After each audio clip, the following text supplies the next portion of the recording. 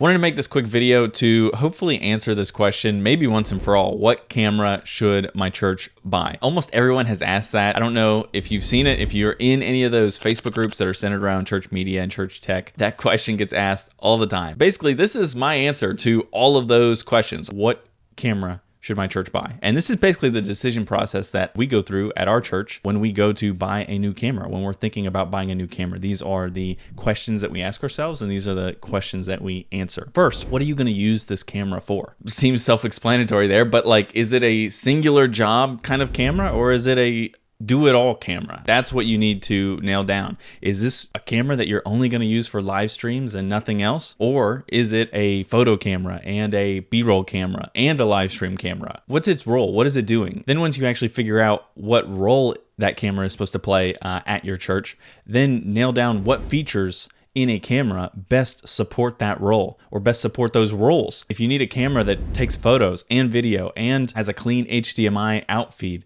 right? Well, then that's going to narrow down your choices to only a certain amount of cameras. Then another obvious question, but what kind of budget do you have for this camera? And then once you know your budget, the next question to ask is, do you need to invest this entire budget into a singular camera body, or do you need to split it up into multiple camera bodies? Because sometimes, and again, this goes back to what you're going to use the camera for, it might be worth buying a cheaper camera so that you can get more physical camera bodies for the same price. And for example, at my church, we use the Panasonic G7s as our live stream cameras. I made a whole video about that, breaking down why we went with those cameras in depth. So if you want to check that out, that'll be linked below. But basically, we wanted a dedicated camera to use for live streams. We wanted multiple camera bodies, and then we wanted the best possible image quality and features we could get out of the budget that we had. And that's how we landed on the Panasonic G7s. We didn't want to have to pick it up and move it around to take photos, to take videos during the week. We wanted those cameras to stay put and only be used for live streaming. And we wanted to be able to purchase multiple camera bodies, so we were willing to sacrifice features and quality in order to do that. Then we also have cameras that we use at our church for everything else, and that camera for us is the Sony a6400, because we needed a camera that does photos, that does video, that can do decent autofocus, that has decent low light, that can be used in a studio, that can be used on the go, that can output clean HDMI, all of those things, and the a6400 does that at a decent price point. Again,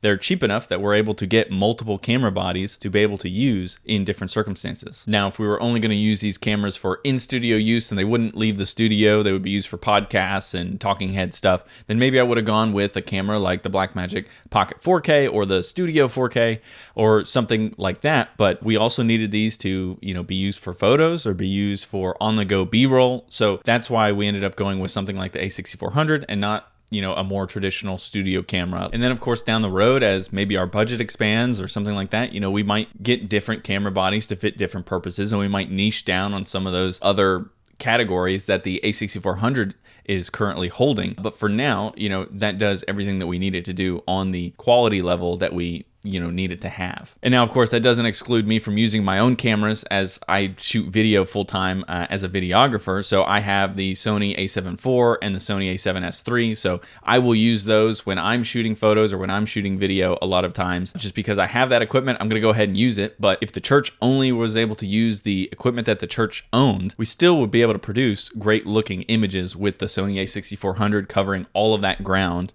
and then our Panasonic G7s being our live stream cameras. To recap really quickly, those questions that you need to ask yourself before your church buys a new camera. First, is this camera a single purpose camera, or will it need to be used for multiple different jobs? Secondly, what features are important to accomplish those jobs or tasks that it needs to perform? Third, what is your budget for this camera? And then lastly, should that budget be allocated towards one single camera or split up between multiple different cameras? Hopefully that helps you if you're trying to make a camera purchasing decision for your church, or if you know someone who is making a camera purchasing decision, go ahead and send this video to them. Maybe this will help them out. If you see anyone else, maybe in those Facebook groups that is asking this question, you could drop this video below, share it with them. Hopefully this helps someone who's trying to make a decision like that for their church, because you don't want to waste money with these things. You want to make a good purchasing decision. And these are the same kind of questions that have helped us make good camera purchasing decisions. And if you have anything else worth adding, to consider before purchasing a camera, leave a comment down below. Go ahead and add it there so other people can check that out as well. Anyway, with that being said, I'll see you in the next video.